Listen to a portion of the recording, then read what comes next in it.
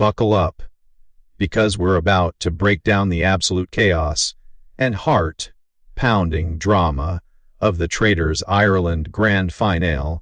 It was emotional, unpredictable, and so Irish. If you thought you knew who would take home that prize, think again. We saw 6 traitors, 24 contestants, twists, turns, and betrayals flying faster than compliments for Siobhan McSweeney's wardrobe. Tonight, I'm unpacking every game, changing move. What made this final day so tense, and what made the winners stand out from the crowd. If you're not afraid of a few truth bombs, stay right here. Because the finale of the Traitors Ireland was nothing short of legendary. Let's start by zooming out and setting the scene. Episode 12 isn't just a recap, it's an emotional roller coaster where Kevin McGahern and the finalists get together for one last heart-to-heart. Siobhan McSweeney, everyone's favorite queen of the castle, bursts in, greeted by raucous cheers that pretty much sum up the mood. Pure hysteria. Irish style. Siobhan immediately describes the experience as overwhelming and bewildering, and it's clear that the production team, host, and all contestants went through the ringer together.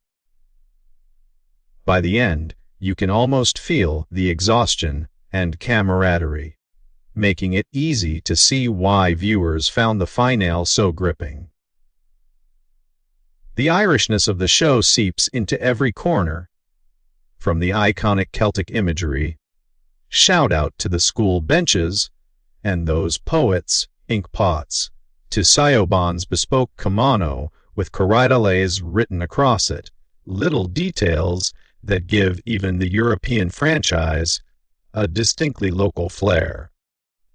With all that culture simmering in the background, let's dig into the players who made this finale shine. First up, the OG Traitors to 6 Caitlin, Pia ID, and Eamon. Caitlin stands out as the only female traitor, playing it sweet and innocent, pigtails and earrings masking a razor-sharp mind. Eamon, meanwhile, goes full villain, nearly topping Cromwell for dastardliness. Then there's PID, who didn't really stick to a game plan, describing his own approach as pure improvisation, almost like jazz, letting every day dictate his moves. Siobhan wonders if it was Eamon's rigid plan that led to his downfall, while Pia ID's ability to turn on a dime kept him afloat far longer than expected. The lesson here: adaptability trumps any master plan in the castle. Diane and Joe get special shout-outs to Diane for her pure authenticity and eyebrow-raising bewilderment at being accused, embodying a kind of Irish woman we don't see enough on TV. Siobhan admits to being gutted when she left early, while Joe also gets props for bringing energy and heart. But the real meat of the episode is watching the faithful slayers Nick and Ben. Once loyal, they switched sides, became traitors, and ultimately stabbed their best friend Faye in the back to clinch their spot in the final. Their bromance is legendary, and the two admit straight away it was love at first sight, the sort of partnership that gets tested in the final hours when trust turns slippery. Nick shows main character energy, fighting desperately to save himself at the final roundtable, while Ben feels the strain of being a traitor, especially during the banishments when innocent players get sent home. The tension ratchets up on that final day. Nick and Ben come in thinking Kelly might be turned against her allies, but Kelly, and Oyen sniff out their plot and outmaneuver them. The round table becomes a battle of wills and wits, and the girls, Kelly, Oyen, and Vanessa, swing all the power. Kelly, in particular, feels the weight of that last decision. One wrong move could cost everything. Nick, thinking the heat is on Ben, is blindsided when the group pivots to target him. You can see the panic and the sinking realization as the tables turn. After Nick's banishment, Ben's left alone, the last traitor standing and cut off from his boy. The girls are celebrating, but Vanessa reveals how emotionally drained she was, practically begging production to let her go home by day's end. The mental toll of suspicion and constant strategizing wears down the players, a reminder that behind the drama are real people coping with serious stress. The winners, Vanessa, Oyen, and Kelly, sit down for their first ever interview. Vanessa is tearful but thrilled to win, saying all those tears now have meaning. Oyen feels like she's living it all over again, and Kelly, who promised to pay off her parents' mortgage, jokes about owing just a 50. Turns out family and honesty mean as much as victory for these finalists. Kelly reveals she tricked friends into thinking she was away for work, inventing a free bet with her dad to explain her absence.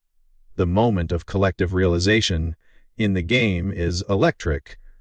Oyen and Kelly compare notes at breakfast, suddenly making sense of the traitors' moves and sealing Nick and Ben's fate. The girls strategize not just for survival, but as a team.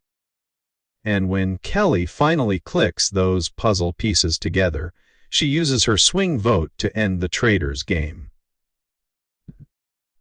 Vanessa confides how difficult it was to separate the game from real friendship, especially when Ben, whom she'd grown close to, writes her name down. Her emotional breakdown is rough to watch, and a clear sign of how immersive and intense the whole experience was. Even hide and seek in the castle, yes, really, provides a rare moment of levity before the last round table. From here, the audience cheers the winners and runners up alike. Siobhan and Kevin remind everyone of the cultural impact Traitors Ireland had, not just for entertainment, but for making Irish Twitter fun again and giving viewers hours of must-see drama. To wrap it up, Dubs. These contestants went through hell and high drama. The traitors pulled every trick in the book, but in the end, the faithfuls prevailed. Teamwork, intuition, and a little bit of Irish luck come out on top. The finale showcases not just clever gameplay, but raw emotion, genuine connections, and the heavy pressure of decisions that can tip a friendship or break a heart. The castle is empty now, but the impact of those suspenseful moves, betrayals, and victories will echo among fans for years to come. If Irish TV needed resurrecting, the Traitors did just that. So, what did you think of the finale?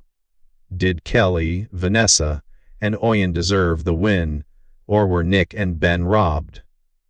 Drop your wildest theories, favorite reactions, and most emotional moments in the comments below.